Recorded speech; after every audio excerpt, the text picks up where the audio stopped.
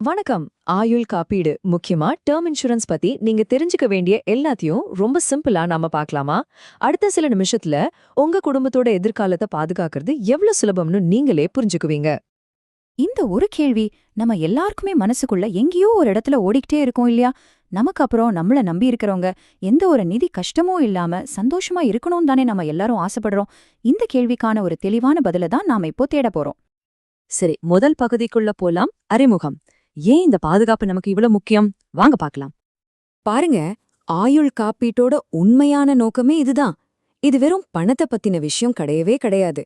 இது உங்க குழந்தையோட படிப்பு, உங்க குடும்பத்தோட கனவுகள், ரோஸா ஆகுற செலவுகள், ஏன் நீங்க வாங்கின வீட்டு கடன் மாதிரி கடமைகள் கூட எந்த சூழ்நிலையிலயும் தடைப்படாம இருக்கணும்ல. அதுக்கு இது ஒரு பெரிய நிதி அரண் மாதிரி. அடுத்ததா நாம பார்க்க போறது அடிப்படைகள். நாம பேசின அந்த நிதி பாதுகாப்பு கொடுக்கிற ஒரு பவர்ஃபுல் கருவிதான் இந்த டேர்ம் இன்சூரன்ஸ். அப்படின்னா என்ன? அது ஏன் அவ்வளவு முக்கியம்? வாங்க பார்க்கலாம். இதோட விளக்கமே ரொம்ப எளிமையானது. இது ஒரு பியோர் பாதுகாப்பு திட்டம். இதுல சேமிப்பு, முதலீடுன்னு எந்த குழப்பமும் கிடையாது. இதோட ஒரே வேலை ரொம்ப ரொம்ப குறைஞ்ச பிரீமியத்துல உங்க குடும்பத்துக்கு ஒரு மிகப்பெரிய பாதுகாப்பு கொடுக்கறது மட்டும்தான். டேர்ம் இன்சூரன்ஸ்க்கும் மத்த பாலிசிகளுக்கும் ஒரு முக்கியமான வித்தியாசம் இருக்கு தெரியுமா? மத்த பாலிசிகள்ல பாதுகாப்பையும் சேமிப்பையும் ஒன்னா சேர்த்து தரதால அதோட பிரீமியம் கொஞ்சம் அதிகமா இருக்கும். ஆனா டேர்ம் இன்சூரன்ஸ் ஒரு ஸ்பெஷலிஸ்ட் மாதிரி பாதுகாப்புங்கிற ஒரே ஒரு வேலையை மட்டும் ரொம்ப கம்மியான செலவுல சூப்பரா செய்யுது. சரி, அடுத்த பகுதி விவரங்கள். குறைஞ்ச பிரீமியம், அதிக பாதுகாப்புன்னு சொல்றது கேட்க ரொம்ப நல்லா இருக்கு. ஆனா இது நிஜத்துல எப்படி வேலை செய்யுது? வாங்க பாப்போம்.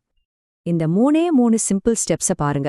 முதல்ல, நீங்க ஒரு குறிப்பிட்ட காலத்துக்கு, ஒரு 30 வருஷத்துக்குன்னு வச்சுப்போமே, மாசமோ இல்ல வருஷத்துக்கு ஒரு முறையோ ஒரு சின்ன தொகைய பிரீமியமா கட்டுறீங்க. அந்த காலகட்டத்துல உங்களுக்கு ஒரு பெரிய தொகைக்கு, உதாரணமா 1 கோடி ரூபாய்க்கு ஆயுள் காப்பீடு கிடைக்குது. ஒருவேளை அந்த பாலிசி காலத்துல எதிர்பாராத விதமா உங்களுக்கு ஏதாவது ஆச்சுன்னா, அந்த முழு காப்பீட்டு தொகையும் உங்க குடும்பத்துக்கு போய் சேரும். அவ்வளவுதான், ரொம்ப சிம்பிள். இத நீங்க இப்படி கூட யோசிச்சு பார்க்கலாம். ஒரு வீட்ல தங்குறதுக்கு மாசம் வாடகை கொடுக்கறோம் இல்லையா? அதே மாதிரி உங்க குடும்பத்தோட நிதி பாதுகாப்புக்காக ஒரு பெரிய சேஃப்டி நெட்ட ஒரு சின்ன பிரீமியம்ங்கிற வாடகையில நீங்க எடுத்துக்கிறீங்க. ஆச்சரியமா இருக்கா? ஆமா, இது உண்மைதான். நிறைய பேர் இன்சூரன்ஸ்னாலே ரொம்ப காஸ்ட்லி அப்படின்னு தப்பா நினைச்சிட்டு இருக்காங்க. ஆனா ஒரு நாளைக்கு நீங்க குடிக்கிற ஒரு டீ இல்ல காஃபி செலவுல உங்க குடும்பத்துக்கு 1 கோடி ரூபாய் வரைக்கும் பாதுகாப்பு கொடுக்க முடியும். அதுதான் டேர்ம் இன்சூரன்ஸோட ஸ்பெஷாலிட்டி. ரைட். இப்போ 4வது பகுதிக்குள்ள போலாம். சரியான தேர்வு. டேர்ம் இன்சூரன்ஸ் ஏன் முக்கியம், அது எப்படி வேலை செய்யுதுன்னு பார்த்துட்டோம். இப்ப கேள்வி என்னன்னா, நமக்கான சரியான திட்டத்தை எப்படி தேர்ந்தெடுக்கிறது? இதுதான் நீங்க உங்களுக்குள்ள கேட்டுக்க வேண்டிய முதல் மற்றும் மிக மிக முக்கியமான கேள்வி.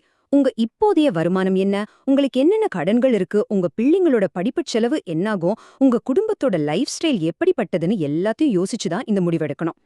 ஒரு பொதுவான சிம்பிளான கணக்கு இருக்கு. உங்க வருஷ வருமானம் எவ்வளவு, அத போல குறைஞ்சது 15லேருந்து 20 மடங்கு கவரேஜ் எடுத்துக்கிறது நல்லது. உதாரணத்துக்கு, உங்க வருஷ வருமானம் 5 லட்சம்னா நீங்க குறைஞ்சது 75 லட்சத்திலேருந்து 1 கோடி வரைக்கும் கவரேஜ் எடுத்தா உங்க குடும்பத்துக்கு அது ஒரு நல்ல நிதி ஆதாரமா இருக்கும். உங்க வயசும் உங்க வாழ்க்கை முறையும் பிரீமியத்தை நேரடியா பாதிக்கும். இப்ப பாருங்க, 30 வயசுல பாலிசி எடுக்கிறவருக்கும் 40 வயசுல எடுக்கிறவருக்கும் பிரீமியம் தொகையில ஒரு பெரிய வித்தியாசம் இருக்கும். ஏன்னா சின்ன வயசுல ரிஸ்க் கம்மின்னு இன்சூரன்ஸ் கம்பெனிங்க கணக்கு போடுறாங்க. இதுலேருந்து நம்ம கத்துக்க வேண்டிய முக்கியமான பாடம் என்னன்னா, எவ்வளோ சீக்கிரம் பாலிசி எடுக்கிறீங்களோ அவ்வளோ குறைஞ்ச பிரீமியத்துல உங்க எதிர்காலத்தை பாதுகாக்கலாம். குறைஞ்ச பிரீமியம் மட்டும் பார்த்தா போதாது, இன்னும் சில விஷயங்களையும் நாம கவனிக்கணும். முதல்ல, கிளைம் செட்டில்மெண்ட் ரேஷியோ. அதாவது ஒரு கம்பெனிக்கு வர கிளைம்கள்ல எத்தனை சதவிகிதத்தை அவங்க சரியா செட்டில் பண்றாங்கன்னு பார்க்கணும். 2வது, ரைடர்ஸ். இது விபத்து இல்ல ஏதாவது தீவிரமான நோய் வந்தா அதுக்கு கூடுதலா கவரேஜ் கொடுக்கற ஒரு ஆட் ஆன் மாதிரி.